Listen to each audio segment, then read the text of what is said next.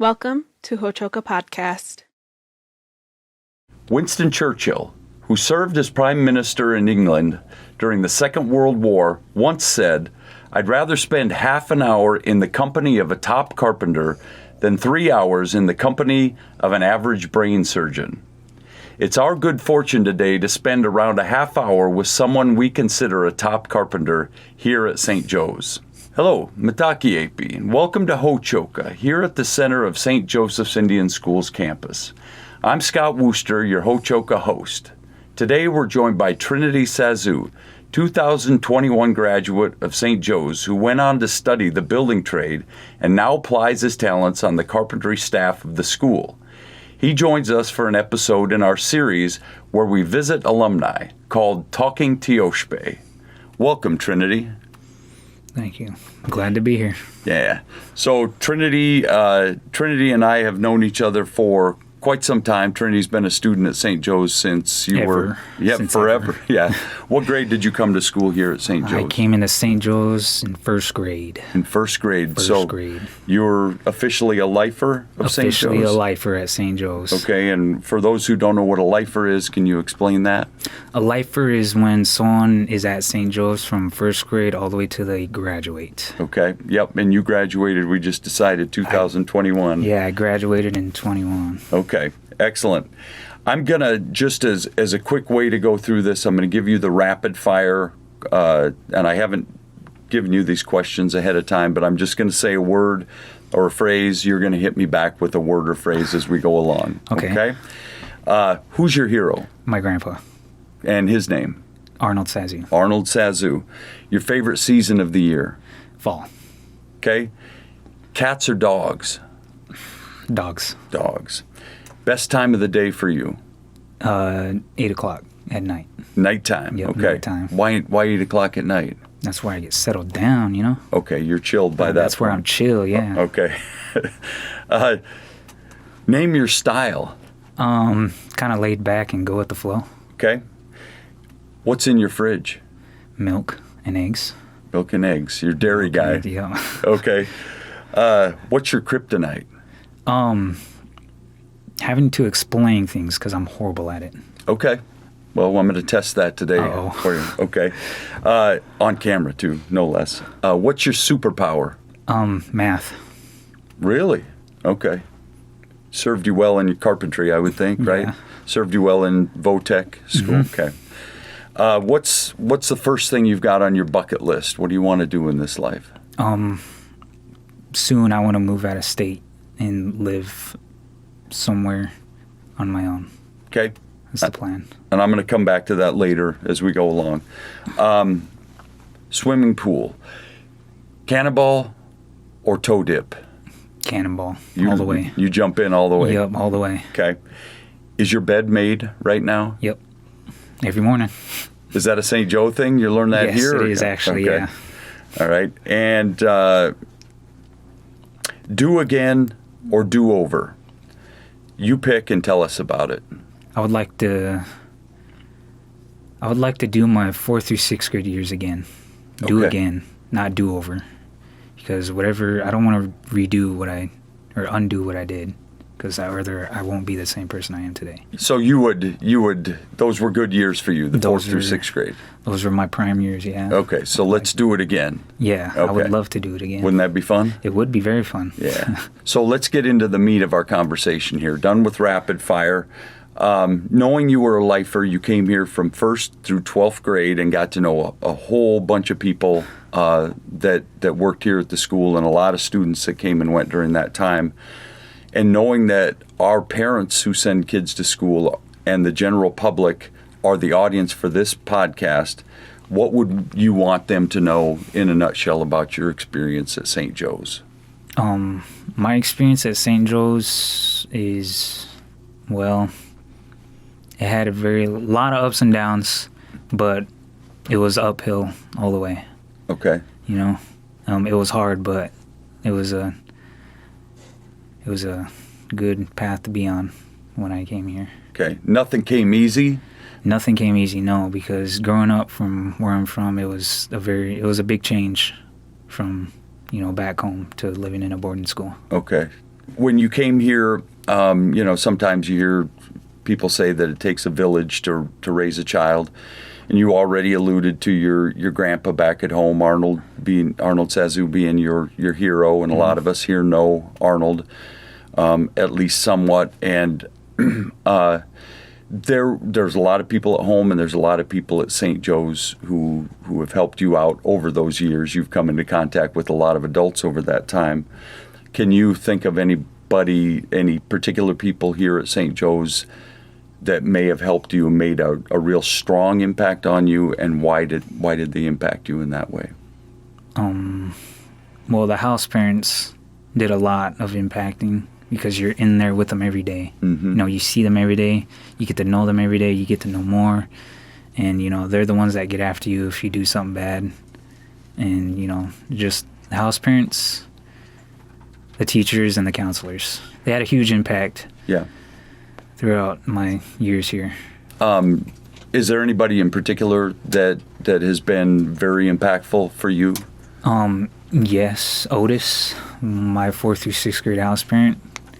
Those years you're growing up, you're a kid, and he's a perfect house parent to be if you're a kid. Okay. He knows how to have fun, he knows how to keep you straightened up, he knows how to keep kids aligned, Yep. And so I think Otis he's the one that really impacted me the most here. Okay. And if I always say if we're doing things right as adults here at the school, we're building relationships that last for life. Mm-hmm. And I assume that you and Otis still have a good relationship. Yeah, we have. I haven't talked to him in a while, but he helped out my brother when I couldn't. He was there for him when I couldn't be around because I was too busy with high school or college, trying to get done with my own things. But Otis, on and off campus, he did help me in every way. Yeah, stepped in, went above and beyond, and I know he's the kind of guy that has meals for former students. He's always doing that, these yearly meals that he'll invite all his alumni back to his home, and even invited some of the kids, his former students, to go with his current home on their family trip this year, which is above and beyond kind of stuff, if That's you ask awesome. me. Yeah, very cool. Otis is a really cool guy. Yeah, awesome. Okay, so you talked about this, and this is where I'm circling back, but you talked about the difference between where you came from, which is the Kuichash Oyate down in Lower Brule, and coming to St. Joe's, and you came here probably as a 6-year-old. Mm-hmm. And what is life like for you back at home? Life back home was very different because the environment I grew up in, I didn't really grow up in a good environment, so you adapt these habits, these bad habits from whoever's around you, and I can't say too much good things about back home. Okay. But it's not all bad, People there are only trying to do better, but, there are some things that get in the way. Yeah. And you're talking about just the community in general. Mm-hmm. And I'm not asking you to throw shade on Lower Yeah, no, Brule. there's no shade. It's just, addiction is a really big thing over there. Mm-hmm. And so a lot of people lose themselves to that. So what was it like as you came here? What was the difference with being here? What did it mean to you? Well, back home there was no rules. Where you come to here, there was only but rules. You had to follow them, and if you didn't, you'd get in trouble. And it was a lot of getting used to. But growing up here, I think was really impactful, and they did a good job of making who I am today. Yeah. And I know Arnold and Deb, your grandparents, and I'm thinking, no rules at home. They certainly had rules for you. I even knew them when you were a teenager, and they certainly had rules. Yeah, I didn't start living with them until I was like in 6th grade, 5th grade maybe. I understand. Before I used to live with my mom and dad, and then they lost that house, and then I moved in with my dad, and then my grandparents didn't like that me and my brothers were living with my dad, so they took custody of us. Okay. And I've been with them ever since. Yep. And I'm guessing they set some rules and parameters for you. Yeah, that's my grandpa, huge impact. He said very few words, but every word that he said had a meaning. Yeah. Huge meaning to it, and it really meant something. Yep. You got into carpentry, and I've worked with a lot of high school boys, and they're trying to find their way and trying to decide what they want to do with life, and there's so many choices out there, and with the Votex getting more and more popular, we're seeing more and more of that. But how did you yourself come into making a decision to go into carpentry? I made my decision. It was a last-second decision, actually. I haven't even decided when I got accepted to all these colleges. I just was kind of looking through all the programs and stuff that they had, and looking back, I was kind of thinking about my dad because he used to work for housing, and so he used to do all that kinds of stuff. So that kind of came into my head, I would really like to do that. Plus, I didn't want to sit behind a desk and do all other sorts of other stuff. I wanted to be out, hands-on, stay busy. Did you work here at St. Joe's when you were in high school still? Yes, I did work here. I was a custodian during the summer. That wasn't really my thing, so I switched up and I did summer camp. You did? Okay. For the next 3 years. I think this summer is going to be the 4th year doing it. So what years did you do the custodian piece? It was going into my freshman year of high school, I think, or just after my freshman year. For how many summers? Just one. One summer? For custodial. The highly coveted custodian job. Everybody wants that job, and once they get it, they latch onto it. Yeah. You're the one that said, this isn't for me. Yeah, that's not for me. So I switched up and did summer camp, and I really like that. You bond with the kids. Yep. You have fun. So it's I like doing that. For our audience that might not know much about the Rising Eagle Day Camp that we put on here in the summer, just where do the kids come from? What kind of stuff do we do for that?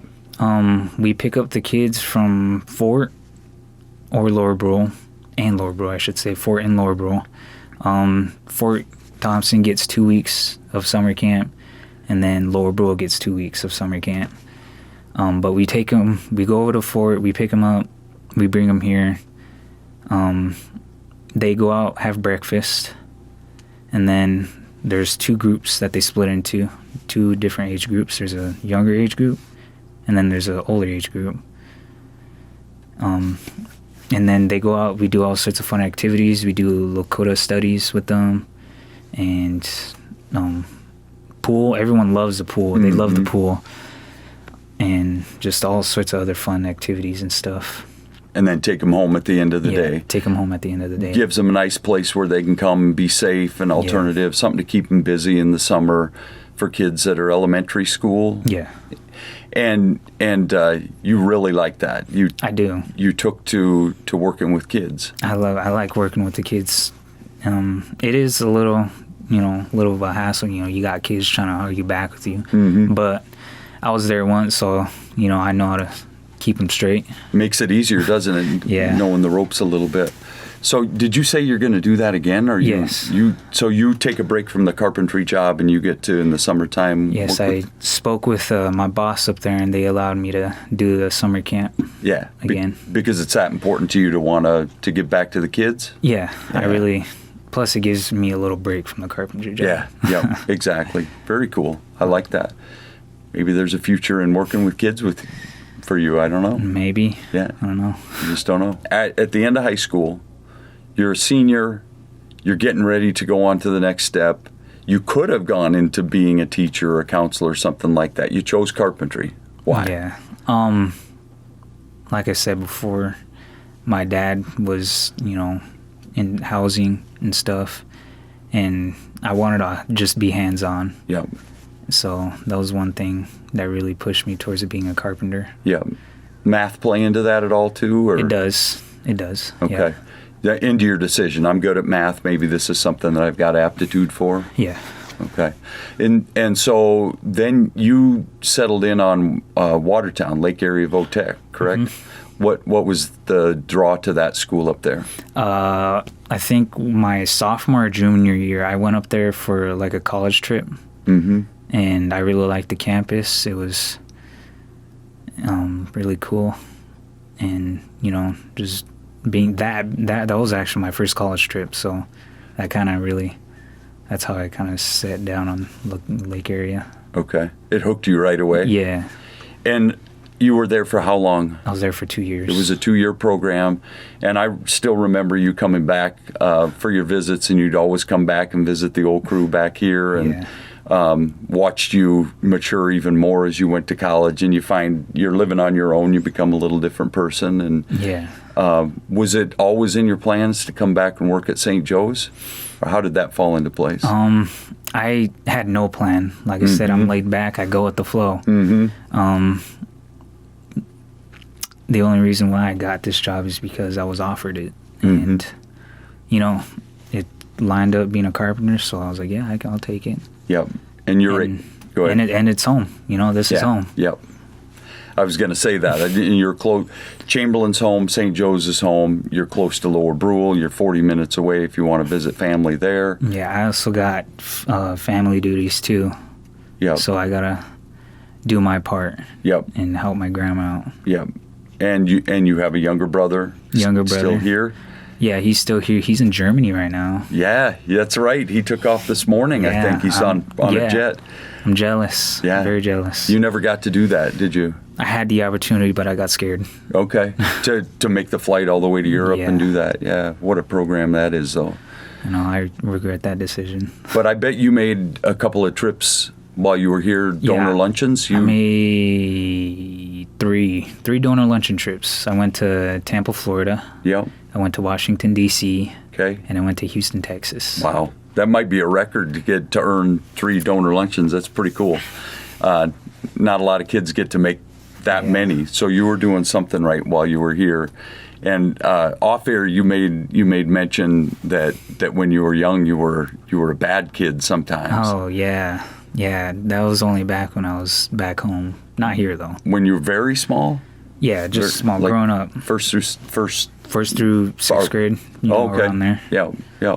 Because I just wanted to go home and just do what I wanted to do. Yeah. Whatever that may be. Yeah. But even at that young age, you wanted the freedom to be able to do what you wanted and that kind of thing. Okay. Yeah, and like I said, I was a bad kid, so mostly all that stuff was bad things. Yeah. Well, and my philosophy as a counselor is there are no bad kids. I love every kid that's gone to school here, and you might have made bad decisions, but you're never a bad kid. And certainly when I was around you, you were making good decisions and earning donor luncheons and going to college and coming back and having people hire you. So you know this already, but you were doing something right. You made a lot of people here proud of you. Also, I should say this too. Athletics played a part in your success. I think you learned a lot from that. You're an athletic kid. Yeah. You've always had success in athletics, and were born with that gift. What did that mean to you? Your journey through athletics. Athletics, basketball, cross country, track. All those other things, they played a huge part in my life. If I have never sprained my ankle in my 8th grade, right before 8th grade graduation, I think I could have had my career through cross country. I think I could have been a runner. Yeah. Because I was really good. Yep. And if I have never sprained my ankle, or given that, 2 month, 3 month, however, I think it was like a 3-month break of just no activities. Mm-hmm. I think things would be very different if I've never sprained my ankle, because that was my first decision, was to, at least try and do something in athletics. Yeah. Huh. So you just felt out of shape, so didn't go out for cross country your freshman year? No, and I didn't want to really mess up my ankle too bad, because it didn't heal properly. I didn't give it time to heal properly. So that played another factor.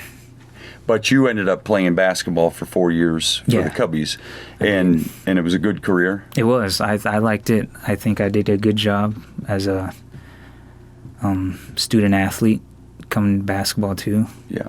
Yeah. And sometimes I think our kids here at the school, and some of our audience might not know this, but our kids 1st through 8th grade go to school here with each other. They're kids from all around the state of South Dakota, but they're all indigenous kids, Lakota, Dakota, Nakota. When you get to the high school, you're mixing in with the kids from town, so you've got that. It's a whole different situation when you get up there. Do you think athletics played a role for you in getting to know people or helping you settle into that system? Yes, the athletics did a huge part of, getting to know more people. Gave me the opportunity to get to know more people. It gives you an opportunity, to make special bonds with certain people or whoever. Yeah. But yeah, one of my advice things that I said for when I graduated was get involved. Mm-hmm. You make more friends that way. You get out of your comfort zone. Mm-hmm. You make a lot of friends that way. I hear every senior when they give advice, they say, get more involved. Yeah. Get out and meet people. Some of the kids who say it were kids that didn't get involved. Yeah, right? And I was one of those kids because, I was a loud kid leaving 8th grade, but walking in quiet. It was a different change, or it was very different. Yeah. Because, you got all these other kids that you don't know compared to, the 13 kids that you grew up with in the same classroom. Exactly. It's got to be culture shock, I would think. Yeah. Yeah. So.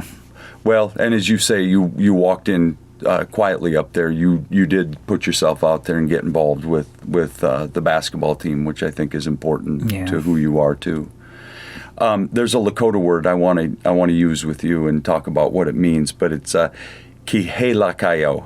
Okay, and so basically what it means is keep going. Okay, what does that mean to you? Because you've always persevered. Keep going, like straight up. I'm not going to sugarcoat that. Just keep going. Mm-hmm. There are going to be some tough times, but those times don't last forever. Yep. So you just got to keep going. Awesome. Excellent. And that's worked for you? You've got to where you need to be with that? Yeah. I think I'm doing pretty successful. Yeah. I'd like to say. Yep. I say that a lot, too, when I'm running. When I did that in track, I was burned out. I'm tired. I'm like, but keep going, Shannon. So I push myself that way. I still do that when I run. Yeah. Because I don't like to stop. Yeah. When I stop, I feel like I've given up. Yeah. So I try to push myself. Keep going, Trent. You can do it. Yeah. So.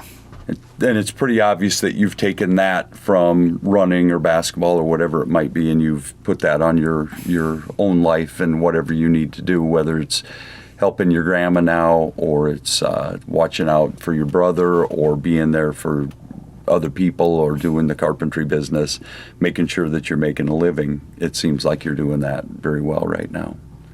So where do you see yourself 10 years from now? How's this look? Are you going to be a teacher with me here at St. Joe's? That's a hard question to answer. I have no idea because pretty soon I'm going to be taking care of my niece. Okay. So it's going to be me and my niece, and I don't know how that's going to be. So I've never, I don't have a kid, so it's going to be a big change from, just living by myself to having to watch over someone now, having a kid, taking care of them, providing for them. My guess is what you'll bring to that as a guardian for her is what you've learned from everybody in your life, whether they're at home or they're here, and you'll make the best of that situation too. And if you rely on your own advice, which is to keep going no matter what, I think you can do a lot of good for her and continue to do a lot of good for yourself and a lot of people. Yeah. I want her to live a better life than I did. I'm not saying I lived a horrible life, but I just want her to do better than I did. Yeah. And, that's all I want for my little brother and sister, too. Yep. And that's what we want as parents, is for something better for our kids than what we had. So yeah, I want to try and, I want to do everything I can for my niece because I know what it's like when no one's not there for you. Mm-hmm. So yeah.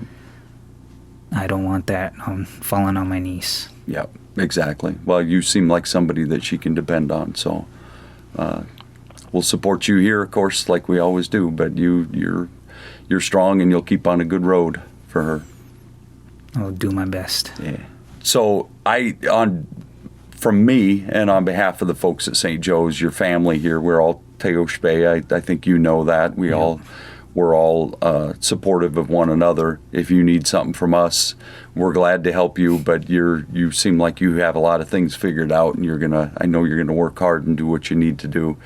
We could not be more proud of you and who you are, who you've become, and I, for one, am proud to call you my friend. And to have you sit on this program and sit with me in Hochoka has just been a blast. So thanks for coming. I appreciate it. It gives the people an opportunity to see or, hear what life was like on St. Joe's from, an alumni. And, I think it'd be good for other people to know who I am and what I did. Absolutely. Appreciate it, man. Yep. You're the goods. And for our audience out there, thank you for joining us here at St. Joe's at the center of campus in Hochoka, where we talk about issues that are central to Native American education today. Until next time, stay centered.